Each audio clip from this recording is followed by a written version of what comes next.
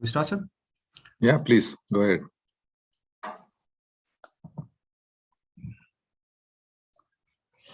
So a very good morning to all of you. My name is Amir, and I welcome you all to this webinar on behalf of OFCC's ENVIS Center at Wildlife Institute of India, Dehradun. We have arranged a session today when we'll be dealing with wildlife conservation photography, and our speaker would be Mr. Raghav Gupta. I would request our coordinator, sir, Dr. Kirimai, sir, to say a few words and officially welcome our speaker. Over to you, sir. Thank you so much, Amir. So good morning, everyone. It's a very important day. I have a privilege to invite Mr. Raghav Gupta. Is a very unusual, at the same time, very popular personality, because he's an IRS person, but with a lot of passion wildlife. I think we are going to be having an excellent session. Anyway, Amir will be introducing him in detail.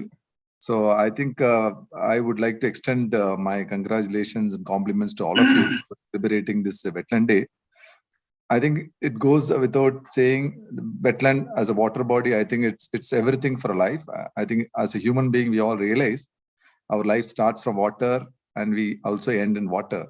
So I think it's the entire life in between is actually through the process of the water only. So therefore, I think it's very important that we keep telling that to ourselves, that how important the natural world to us and how kind the natural world has been to us and how grateful we must be.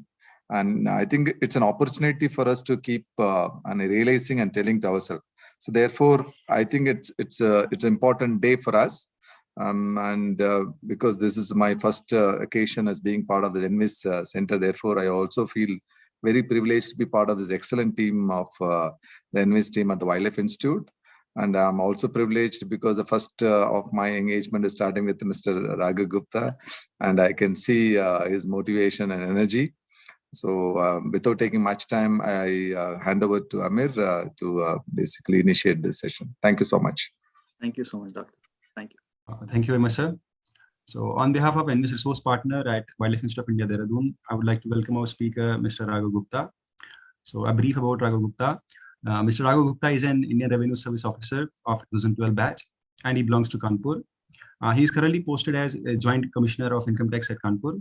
Mr. Gupta became the first IRS officer in India to complete APCID course from IBFD and has been selected by OECD Tax Crime Academy as a trainer and facilitator for international programs on financial investigations.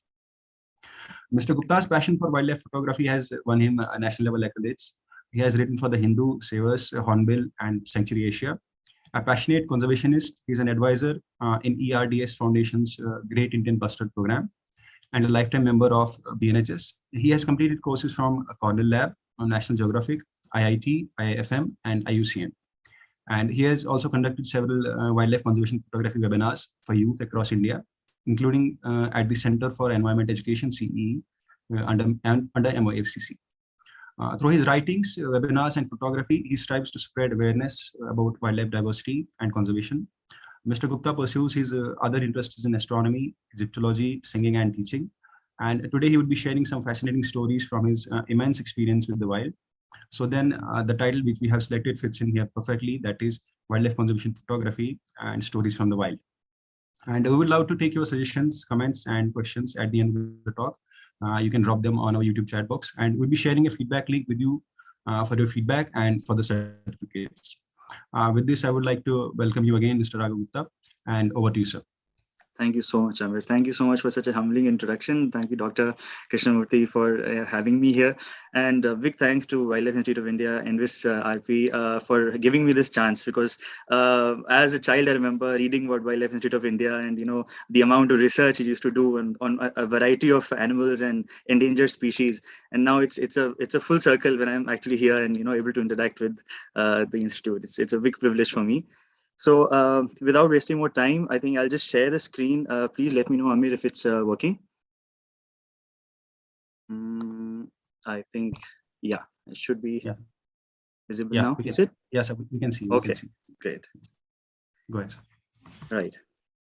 So as we've already talked about, the topic for today is wildlife conservation photography, stories from the wild, and this is both exciting and it's one of those rare moments when you can have something which gives you immense satisfaction. At the same time, it sort of conveys the reality, the challenges of what the Indian wildlife is going through. So an overview of the webinar, we'll be talking about in 4-5 parts about this the webinar. And firstly, we'll be talking about why do we need conservation photography? What is conservation photography all about? And why do we even require it in the first place? And then we look at some photo stories, some incredible moments from wildlife, where a single photograph or a series of photos can actually communicate and tell stories about how wildlife is not so wild, really. It actually behaves like humans. So that is one thing which I always underline, and I think that is the part of the tagline of this program as well, that the more we understand how human or how the same emotions are reflected in wildlife, do we realize that they are not really very different. We are actually derived from them. So it's not vice versa. It's actually that we are the last entrants in this race of evolution. So we have to respect that. Then we'll talk about a bit in the same strain about photography ethics, which is an important part of doing photography, especially for those who are watching and those who are aspiring photographers or already are photographers. This is an important aspect which we need to keep in mind while undergoing wildlife photography. And then we'll briefly look at some courses which people can take up to enrich themselves both in wildlife and photography. And then, of course, we'll have a brief interactive session. So that broadly covers the idea of this webinar. So beginning with the first part, that why do we need conservation photography? So this is a rhododendron tree from Arunachal, which is one of my favorite destinations, which I almost go every year to. And mandatorily, I need to include a photograph from Arunachal every year. So here it is, and that sets the background to where we are beginning. And no story or no, they say 1,000 words can be communicated by a single picture. So we don't have a single picture here, but we have multiple, and that will sort of give an idea of what kind of biodiversity does India have. That gives a sense of the idea what we're talking about. This is the Indian gazelle, the chinkara from Rajasthan, the deserts of Rajasthan, and this is the Eurasian coot, a water bird, Uttarakhand. This, of course, is the tiger from Jim Corbett.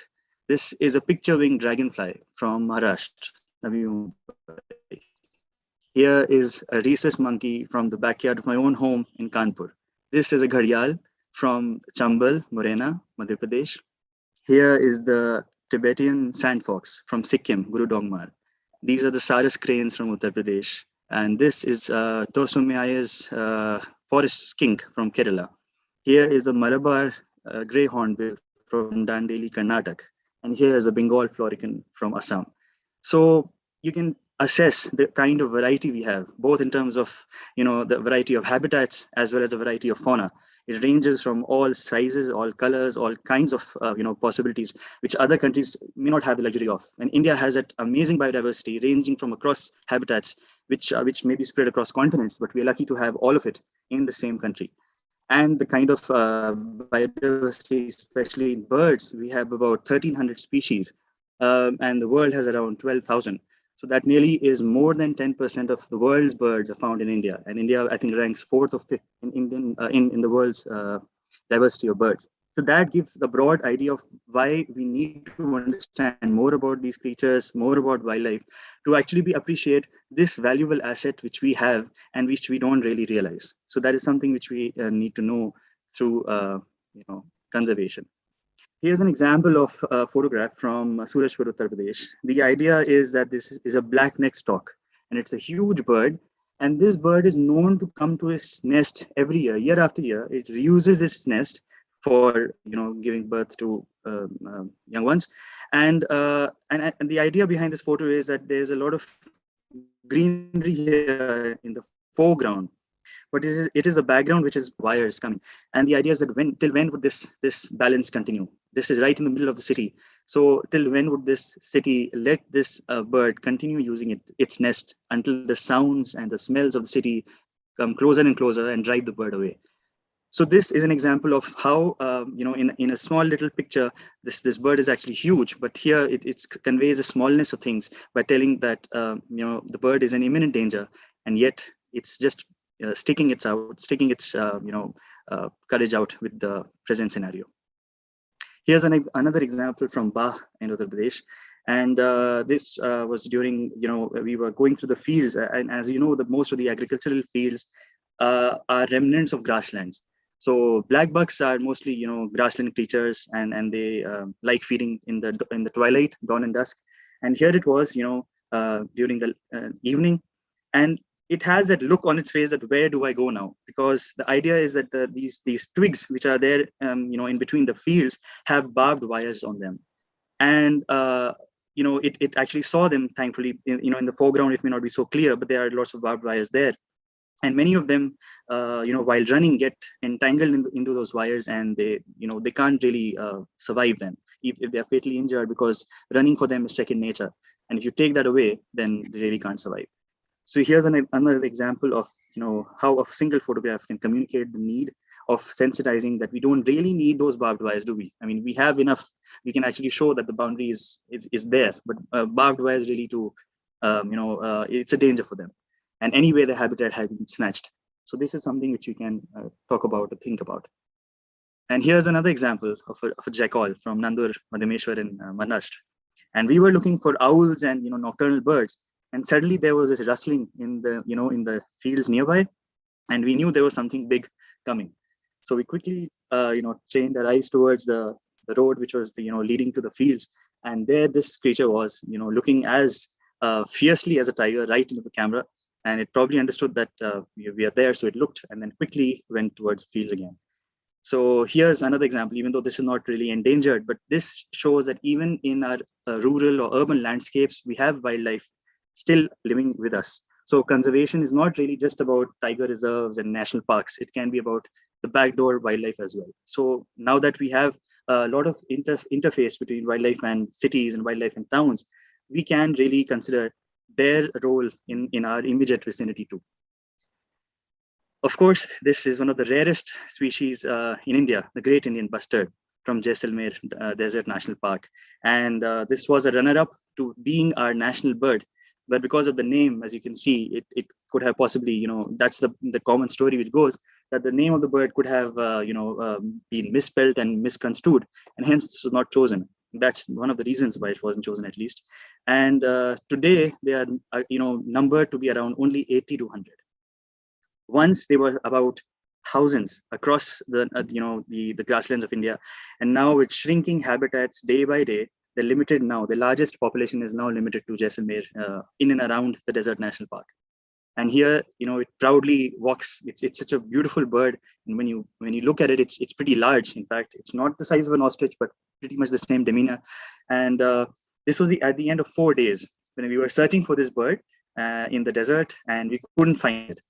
And last day, our guide Radhesham Bishnoi, who is working very hard towards conservation, he called up and he said, we were in the same car, and he said, Godavan. And Godavan, he said. Godavan is a local name of the great Indian bustard.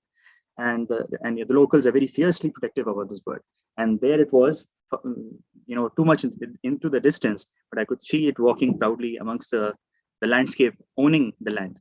And this is what we need to realize, that a lot of the problems with the great Indian bustard is facing comes from the transmission lines, because a lot of linear, landscapes have been created in deserts, especially the power lines. And many of these birds, they can't see very well, in front. They can see laterally, but they can't see, frontally. And that is why they collide with these wires, and it leads to their fatal deaths. So that is one of the reasons. Then the other is, of course, which we'll talk about, is the prevalence of feral dogs. And these dogs chase away these birds, eat up their eggs, etc. And this poor thing is just left because of an extended gestation period. And normally, which we'll see, large birds have only 1 or 2 eggs. So, and if that egg is destroyed, then it has to wait for another year. And in that year, if it itself dies, then there is no way to propagate the progeny. So that is what is happening to this beautiful bird. Here's another example which may not appear so related to conservation directly, But this is a group of brown-headed gulls in Mumbai. This many people might realize is, of course, the marine tribe. And there's on the left side, you might see a small hand trying to feed these birds out of the kindness of heart, of course. But this is also an issue because we don't realize that much of the food which you are actually giving to these birds is not really meant for them, because it's either too oily or sugary or spicy, and none of that is really good for them. It's not good for us. It's not good for them because their digestive systems are not meant to, consume these things. But that aside, there's another darker angle to this, and that is most of these birds which you will see in this photograph are juveniles, which means they're just learning how to hunt, how to go into the sea, dive, take out, fish, or even hunt otherwise, naturally. Now, what this feeding does is that they get dependent on humans for their feeding, which means that when they will be returning to their, breeding grounds, which is probably in Siberia or Russia or some other place, what is going to happen is they may not have the same level of skills which a naturally trained gull would have. And that could put their entire life into jeopardy. The entire population could just collapse simply because they would become too dependent on humans feeding them. And when they do not have those humans around, what happens then? So this is one example where we can limit our, altogether. In fact, there was an advisory issued by the local, I think the municipal corporation also for this at Mumbai, that they should not be fed. And I think that was a very good decision because this can bring imminent problems for such birds. Here's another example from Maharashtra, the beautiful lesser flamingos, which are residing in many wetlands. In fact, they become permanent residents in the Thani Creek, and that's a very good thing. And in fact, much of the creek is very surprisingly, there's a part of the creek which is quite rich in toxic as well, so toxins as well. But then it's a surprise that why they continue. One of the reasons is that due to eutrophication, a lot of these creeks or these wetlands have their algae which they feed on. So they are rich in terms of food, but then we don't realize in the long term what kind of impact would those toxins have.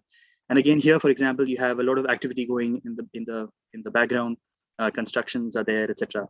So it's only a matter of time till when will these wetlands survive, and till when will these wetlands be able to sustain these populations of flamingos. So here's another example of conservation photography. And this beautiful bird is the Eurasian Valuer, which is also a migratory bird, and probably one of those birds which has the largest beak to body ratio. And as you can see, it's a huge curved beak, which it probes into the soft mud near the beaches. But in the background, you'll see boats, you'll see human faces, you'll see plastic thrown around, etc. And the bird doesn't realize what it's eating. It doesn't know what plastic is. It doesn't know what toxins are, and it will probably consume that with its food too sometime. And God knows what kind of effect will that have. And just imagine the kind of journey which this bird would have undergone, thousands of kilometers from Russia or Siberia down to India, only to meet garbage. So this is the least we can do, that at least during the winter months, we can try keeping those beaches a little cleaner, so that at least these birds, because they have very, very limited areas where they feed. They are very shy. They don't necessarily go near human habitation, but here they don't have a choice. So, I mean, this is the least they could find. So they start feeding here, and accordingly, they can get disturbed. And the same example of the same bird here in a much better situation, where there was at least a clean, place, so you can see them all lined up happily, basking in the sun, resting and talking to each other. So that the idea is that many of these birds are our guests, and we can treat them as such in one of those wintering months. Here was a very memorable moment in Jalana, Rajasthan. And again, towards the end of the evening, lot of times it happens in wildlife photography is that at least I don't have much of expectation when I'm going towards an expedition or a tour. And right at the end of the tour, or in the later part of the expedition, you get to see something really special. And that's exactly what happened here. That we had the entire safari was done, and we were just about to return, and suddenly we saw this amazing male. I think that the male is called Rambo, if I'm not mistaken, and he looked right into the camera for a split second. In fact, the face, the color, you might just realize that it's a little off. That's because there's a twig, there's a small stick in front of it which has been blurred by the camera, and that's why the face is not so orange as the rest of the body is. But that's how it is, and I think imperfections can sort of give rise to a very interesting photo sometime. So here's one example. This is the example which I wanted to connect with the Great Indian Bustards. And these are vultures, of course. There are many species, the Cinereus, the Himalayan, the Eurasian, etc. And they are happily feeding away. And this was one of those, I think, probably the first time I saw vultures up close. In fact, probably the first time I saw vultures altogether. And this is one question which a lot of us might ask ourselves, especially from the younger generation. You might not have ever seen a vulture. And if you ask your parents or your grandparents, they might say, yeah, we used to see them in our childhood, but now we don't see them. So that has been a sizable, there has been a visible shift in the population of vultures. And that's similar to sparrows. Sparrows also disappeared for some time and now they are back. So we really don't know the reason. Some of the scientific studies say that it is because of mobile, towers, but we really don't know. They're not very conclusive. But with vultures, the reason is very clear. And that was around 1990s. The vulture population in South Asia, including India and Thailand, Vietnam, etc., had millions of vultures, and they used to thrive in the outer parts of urban cities, as well as rural places where we had these dumping grounds or cattle, etc., the dying bodies of various animals. And they used to, feed their scavengers, as we know, that they feed on dead bodies and clean up that they sort of form the last chain of the food cycle. So what happened was in 1990s, the population started dipping. Suddenly from millions, today they're reduced to thousands and maybe even hundreds of certain species. And the reason was pretty, it was a mystery. Initially, the scientists couldn't find out that what exactly was happening. And then partly because of serendipity and partly because of research, it was found out that the liver or certain organs of the vulture contained diclofenac, which is a bovine painkiller. It is given to cattle to relieve them of pain. And of course, we know that these vultures feed on dead cattle. So what happened was that this diclofenac drug proved to be highly fatal to them. There's something called biomagnification. What happens is that the drug which they take in instantly accumulates in their organs and causes their livers and kidneys to fail. So that is exactly what happened, and the entire population started getting wiped out. And this was realized much too late. And of course, the government did ban diclofenac as a painkiller, but by that time it was already too late, and the vultures had almost dipped to a almost nil population. But there is hope, and the good thing is that conservation highlights this importance of getting the vulture population back. But the question still remains: why are they so important? What is the need of vultures?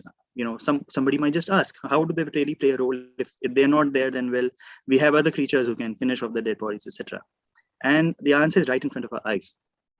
What happened when vultures were wiped out? Dogs started taking their place. And you might have noticed in a lot of rural as well as city areas, a lot of dog population has increased. Now, I love dogs, but the problem is that their population is a menace because one, vultures are very adept to clearing these dead bodies and do not let any flesh rot away. They finish it right down to the bone. And what is important in this respect is dogs are not thorough with that. They let the bodies fester and they become breeding grounds for many more pathogens. How do you think a swine flu, avian flu, maybe even COVID to some extent has come to this human interface? One of the major reasons is that we don't have effective scavengers, which used to finish off the dead bodies and waste away from our systems and prevented the flow of pathogens in our societies. This is a direct nexus of what wildlife does to us and what kind of services we can get from them. And this is one classic example of where we've gone wrong. But thankfully, vulture population is increasing now. We have breeding centers across the country. I think there are 3 or 4 at least. And recently they were released in the wild and they are making a comeback. So when we look at them, we shouldn't feel that they are ugly looking, weird looking creatures. They're actually doing the biggest service which we can possibly imagine. And next time you see a dog, you can just thank that person that this is entirely because of vultures you're here, because they had enough food to thrive on and their population increased. And because of this dog population, we are now connecting to the GIB, the Great Indian Bustard. This is exactly what has happened, that landscape never had dogs. They had just vultures which could finish off those cattle. But now the dogs started increasing and they have started becoming a menace. They've become feral basically. and they started, chasing away local wildlife and killing them. So this is where the vicious circle is sort of coming to a close. Right. So that was part one, where we sort of set the stage for why do we need conservation photography, and that a lot of it was very serious. And some of you may not have expected it to be something so serious. You could have possibly expecting a lot of adventure, and that is the second part which we're coming to. That is the photo stories, and here we'll talk about some interesting stories from wildlife. And the first story is called The Family. These will be very short stories. They are like, they'll just take a minute or two, but they just communicate what wildlife means to us and what it can mean to all of you. So here is the great thickney, and this is a very strange looking bird. It's a wader, and it lives near shingles of riverbeds. And as you can see in the background, there are reeds. And this was while I was in a boat in Chambal in Madhya Pradesh, and they were hidden by this mound of grass. Now there were two of them, and the way they were looking at me sort of communicated that there's something special. There's something waiting in the grass, waiting to come out. So I kept waiting, and they kept looking, and gradually the boat turned a little bit, and this male came all together in the foreground, trying to see what kind of danger am I going to pose to them. And soon enough, the female followed with some little package of cotton ball there. There was a little tiny great thickney baby. And that was a beautiful moment of seeing the entire family in one frame, and just how amazing it is how they kept looking at me while I was there. And the baby, of course, was totally playing around, frolicking. It had no idea what we were going to do, and it had no idea what danger was. It just kept playing. But the parents kept looking at me directly. They were apprehensive that if I might just step out of the boat or come close to them, and they were looking at me.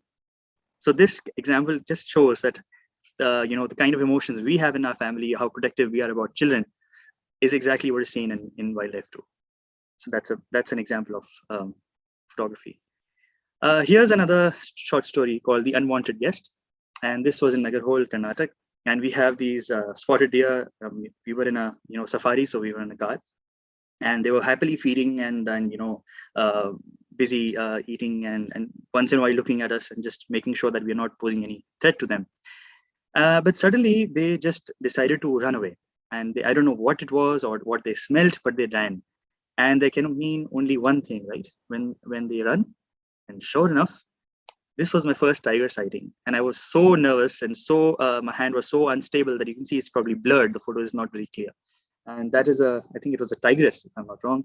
And there it was, looking intensely towards us. And it's probably saying that you made me miss my meal, because the deer somehow we were between the tiger and deer, and they ran away. And you can see the beautiful orange and amazing saffron color which defines the tiger. So this is another example of how wild creatures. Of course, a lot of us go into tiger reserves hoping and thinking that they would be able to see tigers, and a lot of us miss it. But that's what I always tell them, that never have an expectation of particularly seeing this animal or bird. Like, keep an open eye, keep your eyes and ears open, and sure enough, you'll see something even better. So that is something which always happens. The next story is called Mother, and here is a lesser whistling duck. This is right behind my home near the Ganga. It's called the Ganga Barrage in UP. And this was evening time, and these lesser whistling ducks are known to come out in the dusk when the sun is set. So the lighting was incredibly low. And what happened was, I saw this duck floating on the pond, but I saw a long tail behind it. And first, I couldn't understand what it was. I thought it's probably some kind of cloth or a plastic which got stuck in its foot or something. But then I realized these individual units were moving too. And this is the first time I saw these 7 little fledglings following their mother in a straight file, disciplined, and which is very often seen. I'm sure a lot of us would have seen also that ducks, when they move in a straight file, very disciplined. So this is for the first time I saw that, and it was very heartwarming. And I didn't know what to do, because they were in a shallow pond, and I was very far, and I couldn't take pictures because the light was too low. So I tried going into the pond. I went into it knee deep, and I was standing knee deep in the pond, and trying to get that picture. But the story doesn't end there. So what happens is that these mother and children were floating around, and suddenly they came across these gray-headed swamp hen, and they are also water birds, and they feed largely on water hyacinth fruit. And so there they were. And you can see how the kids have turned around. They're scared of these intruders. They're saying, "Mom, help us. Who are these, strangers? We don't like them." And mother, I distinctly remember, for a good solid 1-2 minutes, kept, screaming at the top of her voice, whatever that voice is, to chase these two away. So this kind of emotional, outbursts are very interesting to see. And we realize how amazing it is when we would have seen something similar in our lives as well. And when you have somebody suspicious, you would chase them away and say that you find your own place, let us be. And if you see that there's a small dark, inlet in the background, that is where these, kids and mother used to stay. So that is all the more reason for the mother to become very protective and say that, this is our home, just let us be and let my children and I, have a good time here. So this is an example of another story of how wildlife really is not so wild after all. The next, of course, is a beautiful bird called the Indian skimmer. It's called tough love. And it was one of my, it was on my wish list to see two Indian skimmers in a mating ritual. And we'll see that we have a small video also, and I'll just try to show what it does. And the Indian skimmer is an amazing bird. It is one of those rare birds, probably the only bird species, which has the bill, which is, asymmetrical, which means that you have a short bill in, a short upper bill and a longer lower bill. And it's also called the scissor bill for the same reason. And the reason is that it skims across the surface. So most birds, as you know, that like, for example, kingfishers and, for example, cormorants, they dive into the water and they hunt for the fish, etc. But the skimmer is very unique. It just skims on the surface, and it thrives on the fish and other related creatures on the top of the surface, not very deep into the in the water. And that's how it feeds. It skims across the surface, tosses the bird up, and eats it. And these birds are very endangered. I was lucky to have been part of the Indian skimmer count, which was done this year and last year. And BNHS conducts these, amazing, counts across the Indian subcontinent, across countries, to actually count on the given date how many skimmers are there in those hotspots where they are normally found. And their numbers are not too good. They're about 2,000 so, if I'm not wrong, and that is a very, very low number for this bird. And the reason is because most of the rivers have become so polluted that they really can't skim. There's no fish left on those, in those rivers. And they need extremely clear water. Chambal is one of those rare examples where the river has not been polluted because of a variety of reasons. Partly because of religious reasons, it's considered to be, a bringer of bad luck, contrasting with Ganga. Or some of them, one of the reasons, of course, is geographical. It's right in the middle of ravines, which was a dacoit-infested area long back. And, a lot of illegal activities used to happen there. So that is one of the reasons why industry hasn't picked up, and that could be one of the reasons why the chambal remains, relatively untouched. And that's one of the reasons why these skimmers thrive there in good numbers. So coming to our photo, this was the dream shot which I wanted, and thankfully got it. Here, the male does a yogic posture of, trying to woo the female, and it goes, in front of her, trying to impress her. And if the female agrees, then they mate and they have kids and children. And that's how, these skimmers have their mating courtship initiated. And here's a small video which will show that. Same pair. I hope the video is visible. So as you can see, yes. And the bird is, the male is doing these weird dances, and it'll bend and do this, yogic posture, there you go. This is the classic mating posture for the male. And the female is not very interested right now. Probably is looking for some food, or probably some other male she's interested in, who knows. So that is one example of skimmers doing their amazing rituals. And this was towards the sunset when a couple of them flew against the light. And you can see how amazingly lit their orange bills, which are so distinct, lit up, against the light. The next story is not so happy. It's called No Cause to Cheer. And the word cheer here is used for the cheer pheasant. It's actually not cheer pheasant, it's actually cheer, because the cheer word is derived from the Hindi word of pine, and they are normally found in those pine areas of Uttarakhand. And the cheer pheasant is a beautiful pheasant. You can see the long trail of feathers behind it. And I had almost given up hope. And as usual, when we were just about to leave, there it was, a whole family of them. they were walking up towards the slope and crossing the road and going to the other side. And here's another photo showing them. There are about 1 to 5 of them here. In fact, there are about a dozen in all, because the camera which I have is it's pretty, has a high focal length, so it sort of zooms in. So I couldn't get a really a landscape shot of all of them together in one shot. But here's 5 of them, and as you can see, they're gradually going up the slope. This is a slope, and they're going up it, and then they crossed the road and went up further.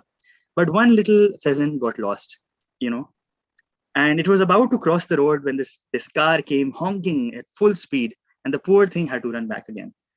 So the idea is that, and it kept staying there. We kept waiting for it to come, but it probably didn't, it was too scared to come up again, or as you can see, the tail is very short. So it was probably a juvenile. And, it was waiting back down in the depths, and the parents and the family kept calling, that where are you? So these kind of things, when you look in the wild, there are no words left. You really realize that how are they so different from us, really? They're practically the same. What would happen if your own family member gets lost in a frenzy of danger? What would you do? You would panic.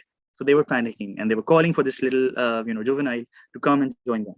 Thankfully, though, in about half an hour, this little I think it is a male got enough courage to go back and join them. But the problem is, again, what the idea behind this photo is that what kind of dangers and what kind of unnecessary stress we are posing to these incredible creatures, which are also threatened. So here's one example of conservation photography. And here, of course, is my favorite bird. I have claimed this in various forums and fora, and I realize that the lesser florican is a bird which is just incredible, and I can't sort of get over this really incredibly looking, incredibly behaving bird. And this is from Rajasthan, Shokalia. This is also a desert grassland, a grassland bird, and is also belongs to the Bustard family, the Great Indian Bustard family, and this is also endangered. So the problem with bustards is that they're large birds. They are mostly, dwelling on the ground, and they are mostly grassland, dependent. Most of the grasslands in India are undergoing sea change, either because of agriculture or because of commercial or construction activities. So most of the grasslands are getting lost out, and they don't have the same level of protection as forests do. So this is from the grassland, and so what has happened is, as we saw in the black buck example, that a lot of agricultural fields have become their home now, because they are okay with the transition from grassland to agricultural fields. And here this bird is also there in the background of tur and moong dal. That is the kind of cultivation which is there in Rajasthan. And this bird is also having a very interesting ritual for mating, and this is during the monsoon. So I won't describe much of the mating ritual, because the video will do more justice. So you'll see this bird jumping up and doing a triple flutter and falling down. And here is the video. So keep your eyes open; it'll come any second. One, and there you go. So if you could see, that's great. Otherwise, I'll replay it just to get that idea of what this bird does. And there you go.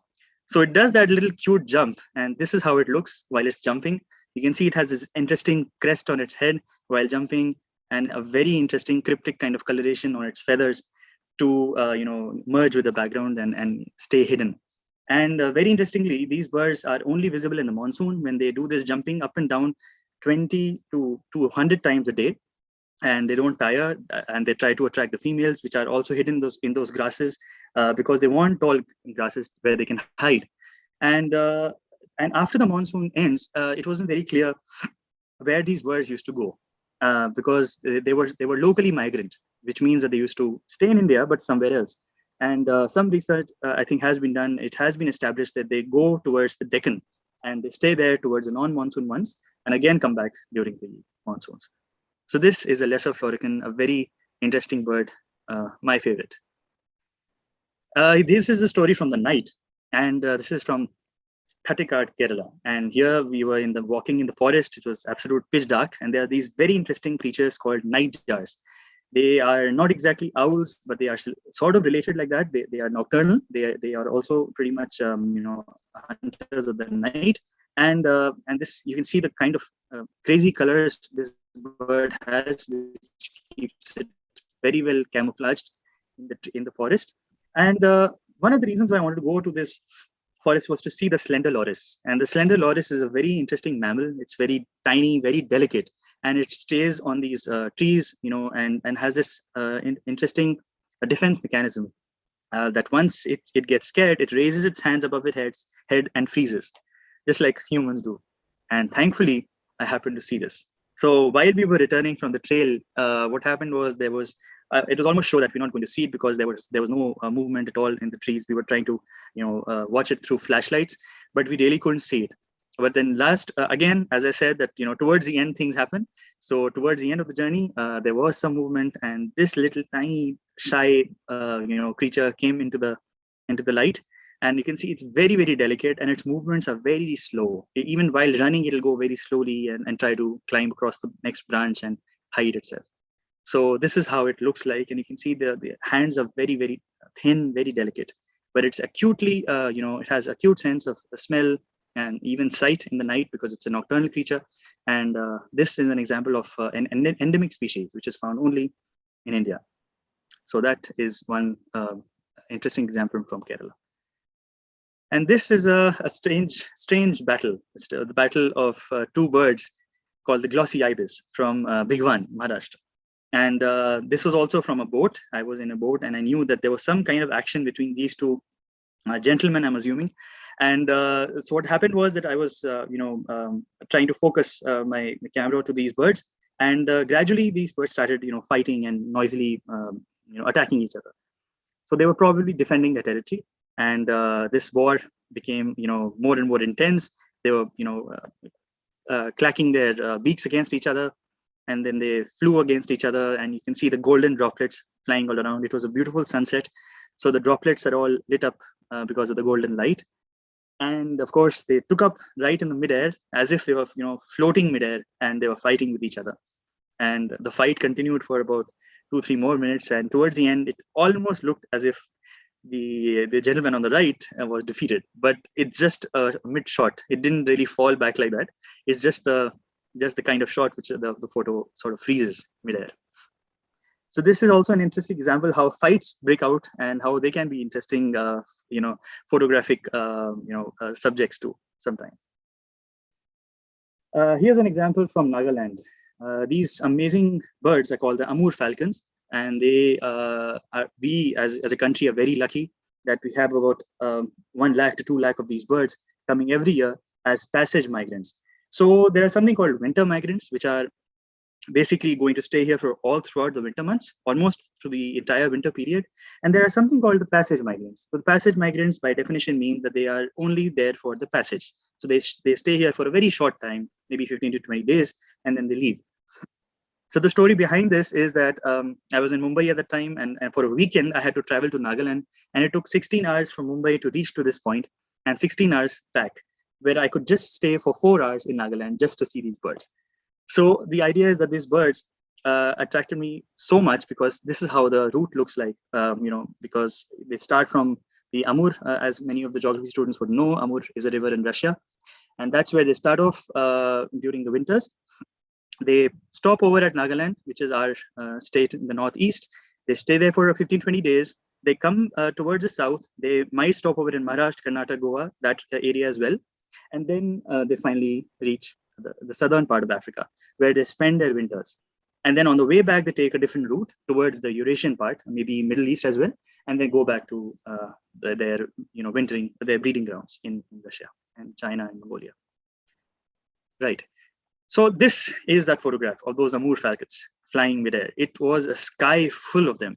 They were like a swarm of amur falcons flying all across. And this is the spectacle which I wanted to see. And here's a video which will highlight their movement. It was spellbinding. You needed to be there to see those huge number of falcons, and they're very pretty little falcons, moving across the entire, sky. The sky was full of falcons, and hence the story's name is called Sky of Falcons. And these falcons actually, I recently came to know that they're not really related to raptors. They're more related to parrots and parakeets. So that explains why they are so pretty. And here's an example of the amur falcon, the male and the female. The male is the one which is flying away with its wing outspread, and the female is on the left side, shining as if. And this, I was lucky to capture that moment of the amur falcons in Nagaland. These birds are also amazing, but there's a very interesting story behind these birds. And that is that in Nagaland, a lot of these birds used to be hunted down by the hundreds, and their meat used to be sold, especially during their passage migrant period for those 15-20 days. When the sky used to be full, the local people used to hunt them down and sell their meat at, I think, 25 rupees per bird. And that's how they earned, which was their local subsistence and sustainability for their own economic livelihoods. And what happened gradually is that when these birds came to the limelight and people started knowing that, okay, they are endangered, they come here for only a small amount of time, and then they have to go towards a much larger journey towards Africa. And a lot of photographers, a lot of conservationists started going there and talking to these local people and explain to them that do not hunt them. Instead, why don't you do something like ecotourism? You get those tourists and get those photographers and get other scientists to this place where you can see them, and charge them a fee instead of killing them. And in that way, they got directly linked with their survivability. So the falcon survivability meant their livelihood was intact. This kind of model, if it is employed in various places of India, will actually help both ecology and economy.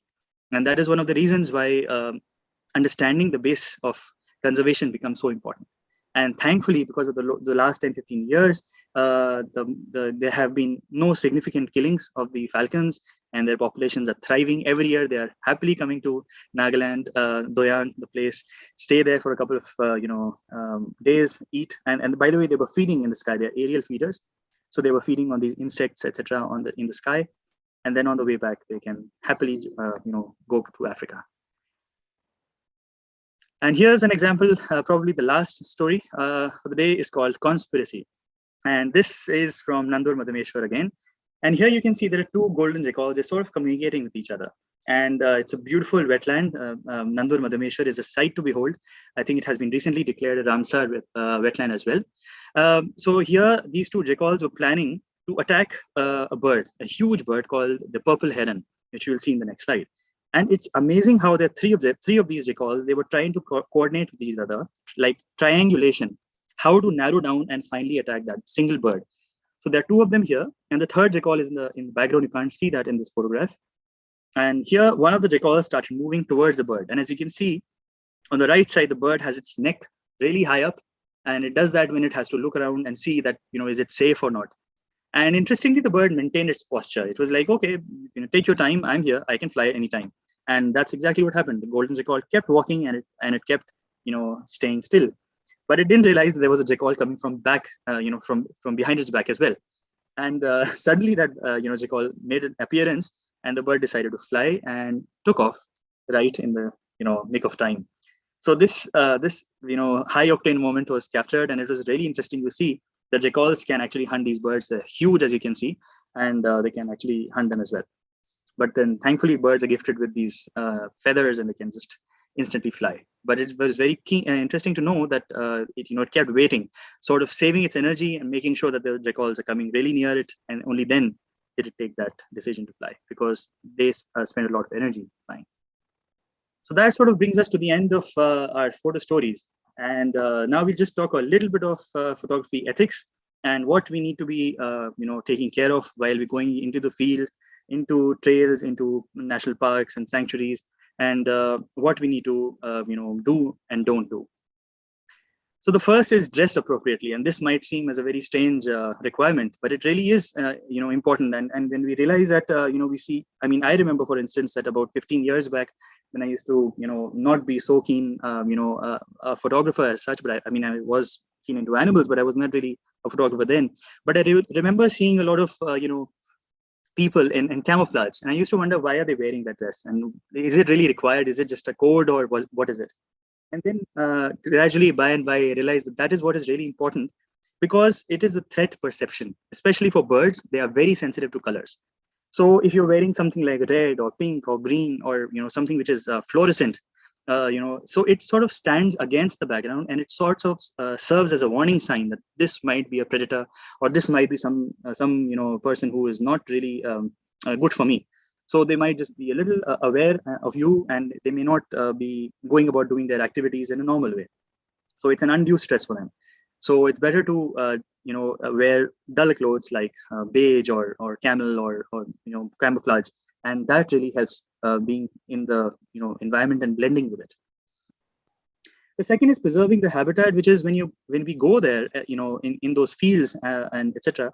We shouldn't try to change, or try to cut down a tree or a twig in order to make a hole for viewing, because you never know that what you just cut off could have been the favorite perch of a bird where it used to hunt, or it could be a potential place for a nest, or it could be something else. It could be a hiding spot for a deer.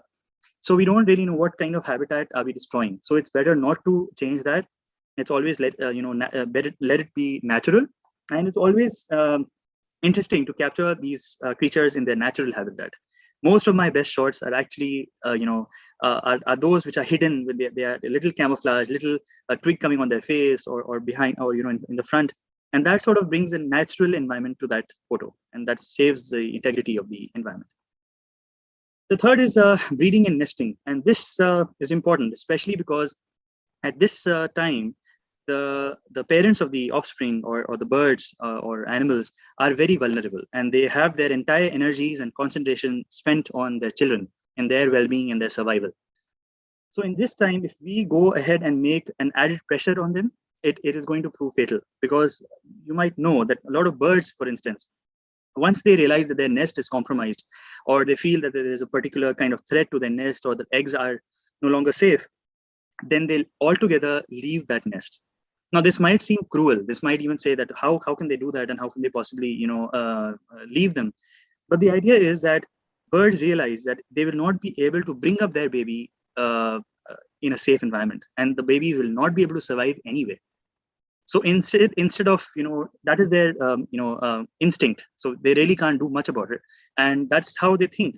And so they abandon that nest and seek some other place where they are more sure that, okay, this is where the chance of my babies are going to be better. So this is why it's very important that when they are breeding or nesting, we make sure that we do not unnecessarily go about disturbing them and going too close to the nest. And in fact, it's always best to avoid nest photography, unless, of course, you are associated with a scientific program or it's part of research or something like that. Using a silent shutter also helps to minimize your noise, and many of the cameras now have that option. So that can be one thing. And we should be able to limit our playback. Now, the playback is essentially an interesting feature which we use in bird photography, especially. We have these sounds of those birds, and in order to get those birds out from the bushes or from the trees, we play that sound. So the bird listens and it feels, oh, that's my neighbor, or that's my kid, or that's a potential mate, and it steps out and you get your photo. That's the idea behind playback. But the problem with playback is a lot of times it can have some negative impact, and one of them is leading to pair breakups, and you might unconsciously become a match breaker. What happens is that many of these birds are in a courtship period, and if you land up playing a sound which is particularly attracted to either of the sex, they might just leave their partner and search for the this interesting sound which is coming, and they might ultimately not mate. And of course, the playback is just sound; it's not a physical entity, and this might lead to a problem in their population, especially because if these birds are endangered or rare, then it's all the more reason not to play their sounds, especially during their mating period. The other point which we can think about is you can use playback when you hear a sound and not throughout the trail. So for example, when you hear a sound and you know that the bird is around, then you can possibly play the playback and maybe get the bird a little closer. So that way you're not wasting its energy. At the same time, you're not, you have your chance to take a photo as well. So that is one example of being a little mindful of playback. And once you have discovered these places where you have a rare bird or a rare creature which you saw and it's frequenting that place, it's always better to keep that place hidden. Yes, contrary to what people might say that you share and you should let people know. Well, it's okay if it's a bird or an animal which is not really endangered, but we're talking about those which are. And hence, it's always better to not disclose that exact location. You might just probably say that it was in a particular sanctuary or in a national park or etc.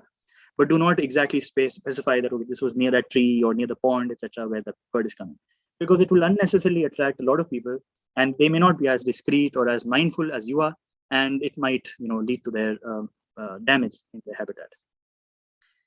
The next is maintaining a distance, which we sort of covered, that while we are approaching these animals or birds, we should make sure that we're not encroaching their physical space. We wouldn't like the same done to us. So the same, we should understand that the distance should be maintained.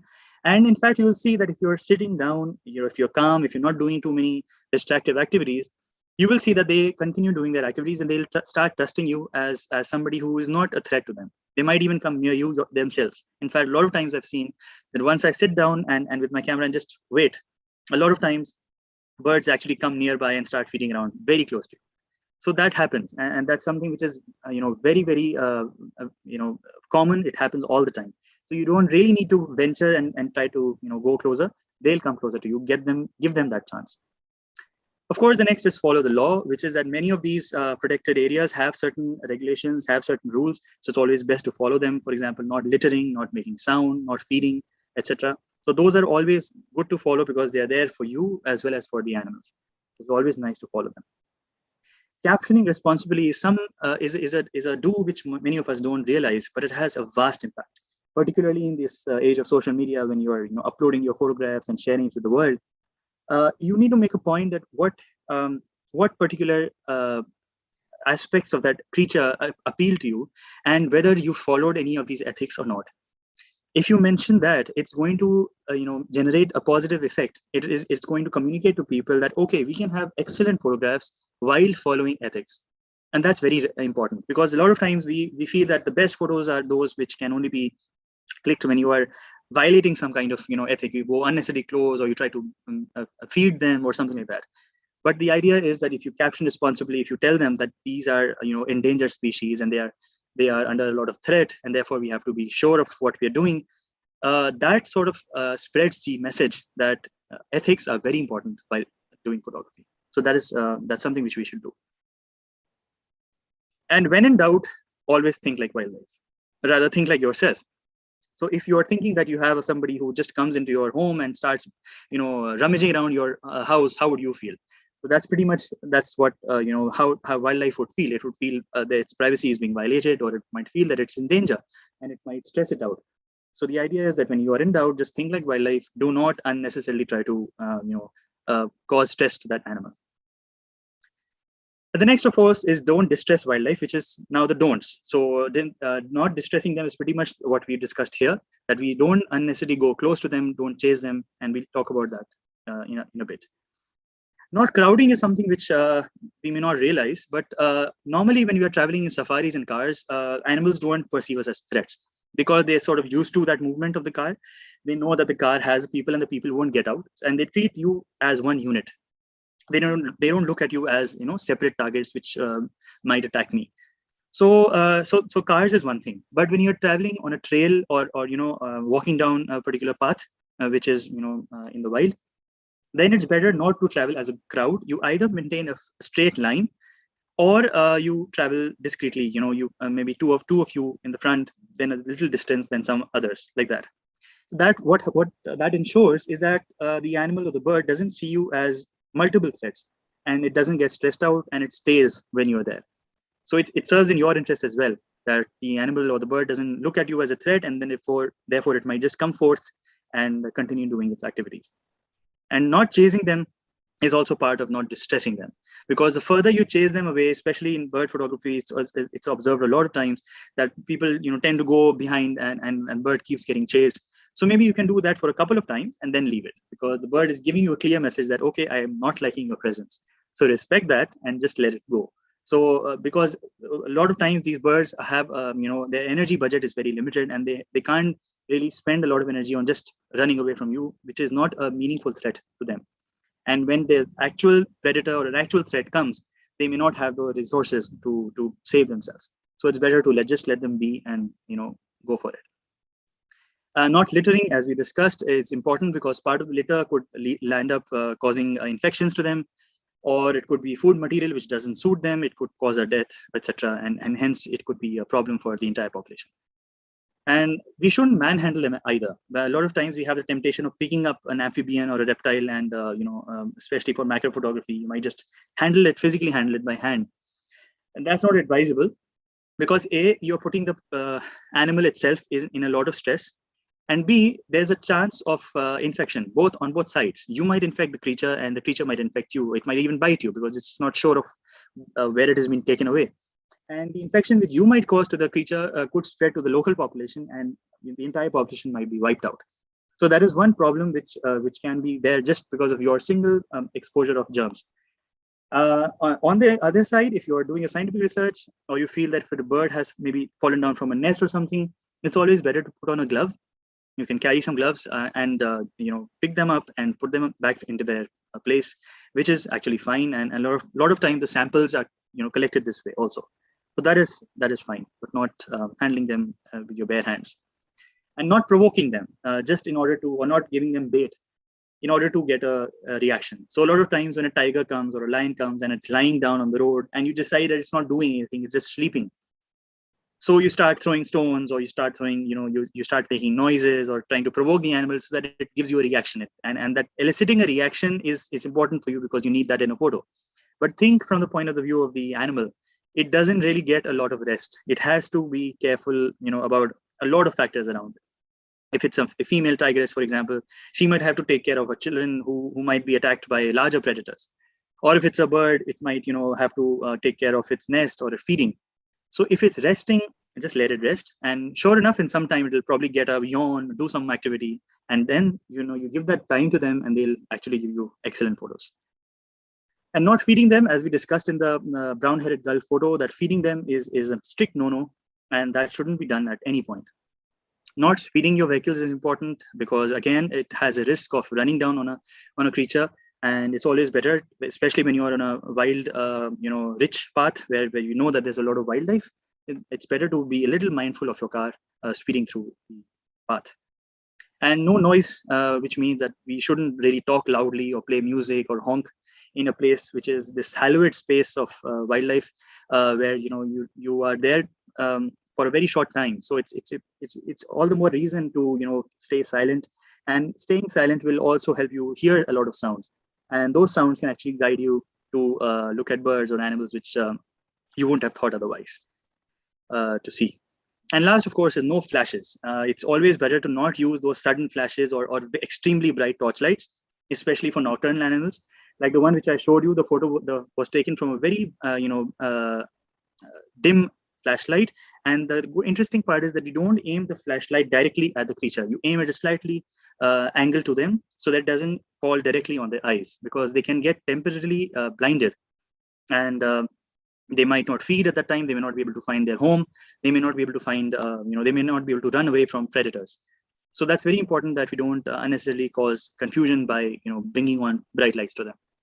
So as you can see, that photography is not really all, just shutter, exposure, aperture, and ISO. It has a lot to do with these things also. And that was the reason why I wanted to make this part of the presentation, because it's extremely important that we get a little bit more sensitive when we're going towards wildlife photography, because that has those, challenges, and we are getting in touch with, highly endangered creatures, and they deserve our protection. And next, of course, we'll quickly look at courses. I'm not going to really speak a lot about in details of these. There are some available from BNHS. So what you can probably do is you can take a screenshot of this and explore later. There are some from WWF. There's from the TGC, which is on photography. And there is exploring conservation courses from National Geographic, which is extremely important, and it gives you a very good hands-on training on how conservation is done at the ground level.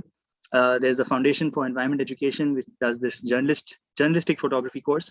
The Wildlife Institute of India, of course, has masters and various short-term courses also. And the Cornell Lab has interesting courses on ornithology and bird photography. So I'm sorry I'm rushing through this, but I felt that this doesn't really require a lot of explanation.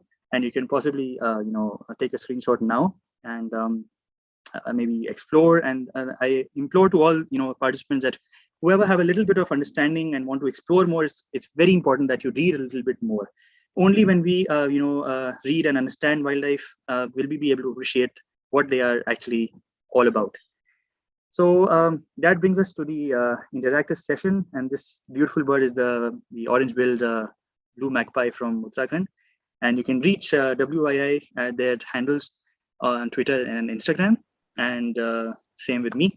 And I think Dr. Krishnamurthy is also here, so we can take up some questions. And thank you so much. And I'll probably come to the acknowledgements later because there are a lot of people I need to thank. So we'll quickly take the acknowledgement, the interactive session now. I would say thank you so much. Thank you. So, Mr. Gupta, I think it was a very mesmerizing webinar. I would say you kept us captivating. Let me be very honest. Usually when we have the webinar, sometimes we just initiate it and then maybe just switch off and then start working. Usually happens. But in your case, it was not possible. I'll tell you honestly, because it was all with pictures and everything. So I think you really took us through everything, and hats off to you. It was an excellent one. Thank you. And I'm not only that, I think it looked like you're faculty from Wildlife Institute or from other institutions where you have been working with the wildlife all along. Because I could see the connection, the explanation to each of those, even particularly the way you explained about the skimmer display. I mean, this is typically what happens. And the amur falcon, I think these are, some of these excellent stories. And Bustard, I think you have touched upon all major things. One interesting thing, I think the viewers probably will appreciate is that I think your presentation excluded some of the very common one, which generally people like to show, the elephant or the big ones. But I think, of course, those are things. In fact, Dr. Swam, in fact, that is a conscious choice. A lot of times, I could see that. I could see that because that is the reason that we could then understand the wildlife from a much wider perspective. Otherwise, it takes away the moment to only few species. So thank you so much again on behalf of this. But a few questions I have, maybe if Amir has something, can I go with a few questions, Amir? Is it? Yes, sir. Yes, sir. Okay, I was just wanting to ask you, based on, the way I see, you seem to have spent a lot of time in different places.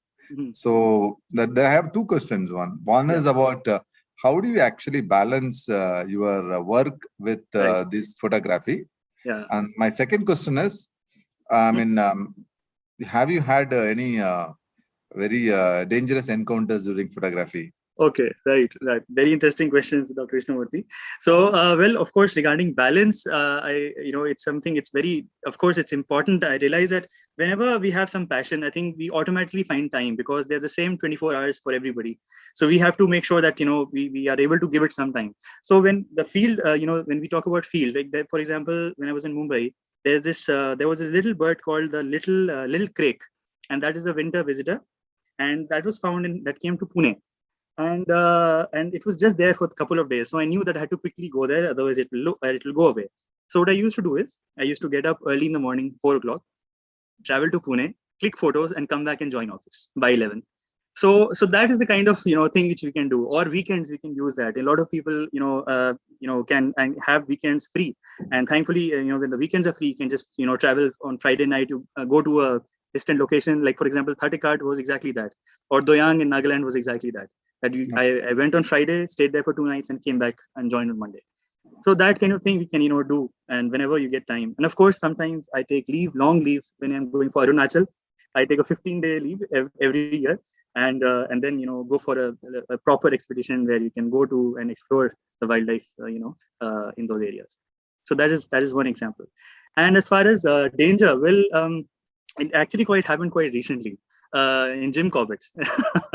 So what happened was there was this tigress, and she had four cubs, and they were large cubs. They were like almost sub-adults. And what happened was that the tigress had crossed, and 3 of its kids had also crossed the road. And by that time, our car was just behind. The Jeep was behind it, and so. The problem is that the area where they were crossing had a very small path, which was it had soft mud. The other path, the other area had a lot of twigs and a lot of pointy thorns, etc. So the cub was very, the cub's, the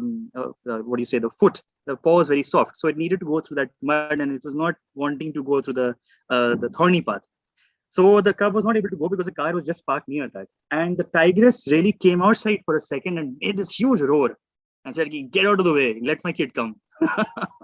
Okay, so that exactly happened. Great. Thank you so much. Amir, over to you. Yeah, thank you. Yeah, thank you so much again. Thank you very much, sir. So we'll just switch on to YouTube and let's see if we have any comments, suggestions, and some questions as well. Yeah. So let me just check it out. We got a very interesting appreciation from our national coordinator. Oh. From the ENVIS secretary. He's saying that it is very interesting to. Okay. Wow. Thank you so much. Thank you. Kumar Rajneesh sir said that it's very. Thank you. And then we have Vikas Kamal. He's from Kanpur also. He's saying that it is unbelievable to see the Kanpur also has a good biodiversity outside. Yes, exactly. That was one of the ideas. One of the reasons why I wanted to show that, Kanpur, in fact, all urban landscapes have a little bit of wildlife and biodiversity. All we need to do is find that place and just be there. And then he again said that you shared some beautiful stories. Thanks for that. Vikas Kamal is his name. Right. Okay. Thank you. Thank you so much. Then we have a message from Rahul Bhatia. He's also connected to our ENVIS secretariat. He's currently heading our green skill development programs over there. Okay. Wow. He's saying that beautifully woven stories of India's wonderful wildlife. Thank you so much. Thank you so much. And then we have some comments from other people. Sita Srivastav is saying interesting stories. Right. Thank you so much, ma'am. She's my senior from the service, so I know her. Okay. Right. Thank you so much. Drax Jain is another person. He's saying great stories, Raghav. And then we have a message. We have a comment from Anand. He's saying that many thanks for your enlightening presentation. With all due respect to your background, cannot help wondering if your services would have been better appreciated in the Indian Forest Service. Right. Well, I guess that's part of the reason, but I guess passion and hobby and passion work may sometimes thrive independently. So in my case that has happened, luckily, and I guess I'm happy that I'm able to give my services in the revenue service and yet be able to do something as a citizen for wildlife. So thank you. Then we have another comment from Dr. K. Pakus Handy. He's saying that thank you very much, sir. It was a very valuable lecture that you delivered. And we have another message from Anand again. Using your current work background, I really hope you are going after the highly lucrative poacher trade and clamping down on their illicit revenue. Absolutely. And help shut down illegal operations. Very, very. Thank you so much, Anand. Yes, that is one of the things which I have on my agenda. The WCCB, Wildlife Crime Control Bureau, does that. So I hope maybe in the future I'll be able to work with it. We'll take this final comment from Sanket. He's saying very interesting session. Thank you very much. Thank you. Thank you so much, Sanket.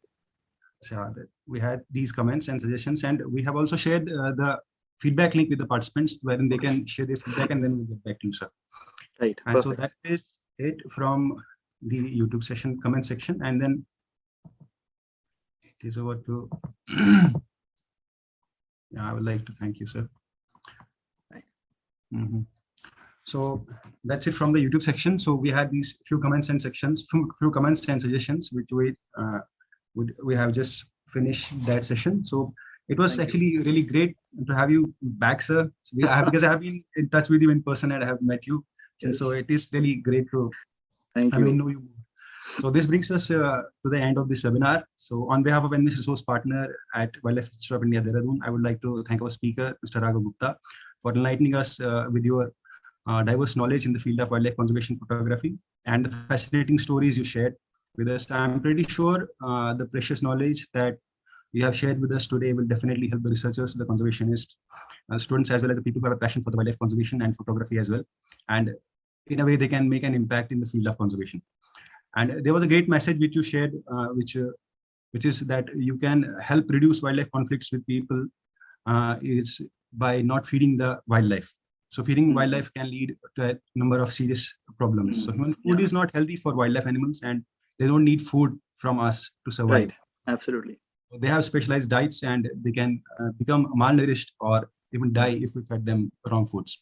Exactly. And wildlife photography session, ethics session was actually much needed session. And the courses you shared it is highly appreciated, sir. Thank you. And this is something for you. So I've just got it jotted down from somewhere. Right. So wildlife photographers are nature wizards, and they do not have a wand to cast a spell, but a magical eye to enter the magical world. And that eye is the viewfinder. And you truly are a wizard, sir. And it was really amazing to see your work, sir. Thank you so much. Thank you very much, sir. And in the end, I would like to thank MOFCC and Mr. Secretary, Director Wildlife Institute of India, and our NVIS coordinators for their support. And I'm also thankful to our NVIS team and our IT cell team who are all involved in this, and I'm highly thankful to them. And at the end, I'm also thankful to we are highly thankful to all the people who have joined us online on YouTube and on our website. So that's it from my side. So thank you very much, sir. Thank you for joining us. Thank you. Thank you. To say, sir, please, sir, go ahead. Thank you so much, Amir. Thank you so much for those kind words, and thank you for all the participants also. So here's a thanks from me also. I'd like to thank the Wildlife Institute of India, ENVIS. I'd like to thank Dr. Ramesh Krishnamurthy, sir. Thank you so much for having me here.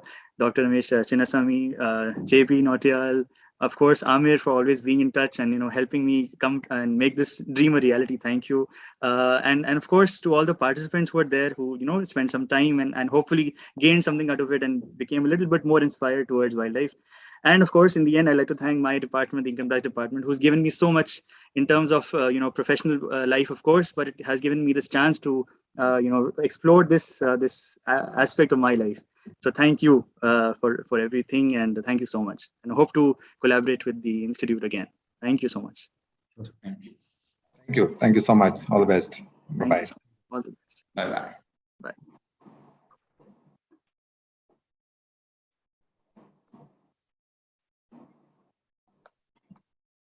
Thank you very much, sir. I will see you again. Okay, sure. Absolutely. See you. Bye-bye.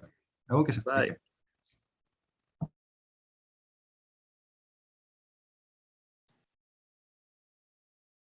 Left. Sir. So should we end the session then? Yeah, please end it. We can reconnect later. Yeah, thanks. Okay, sir. Yeah, thank you, sir. Thank you, sir. Thank you so much. It was great. It was nicely done. I think my compliments to you. I think I'm totally confident that now you guys can do a lot of great work. Thank you, sir. Yeah. Thank you, sir. Thank you, sir. Thank you so much. Thank you, everyone. I think this national coordinator, it's nice to see that national coordinator could also be there. And listen. So I think we express our gratitude to him and others. I think we'll try to see more such things, and maybe this is a sort of thing that we need to, kind of bring on the platform to educate people. Like we discussed, that we can also take it to the college students next time on this. Yes, sir. Thank you.